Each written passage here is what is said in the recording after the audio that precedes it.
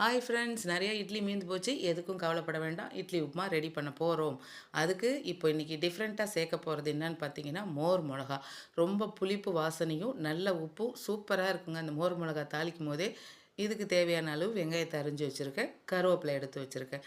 இப்போது இதுக்கு தேவையான பொருள்லாம் நான் பார்த்துட்டு நம்ம தாளிக்க போகலாம்.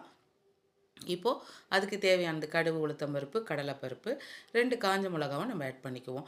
மோர் மிளகாவும் போட்டுக்கலாம், காஞ்ச மிளகா. இப்போது எண்ணெயை ஊற்றிங்க. வானல் எடுத்து வச்சு நல்லா எண்ணெயை ஊற்றிட்டு, இப்போது அது சூடான பிறகு கடுகு, உளுத்தம்பருப்பு, நம்ம கடலைப்பருப்பு, காஞ்ச மிளகா 2, மோர் மிளகாவு, அதுக்கப்புறம் அது நல்லா வறுத்து எடுக்கும் போதே வாசனை செமையாக வரும்.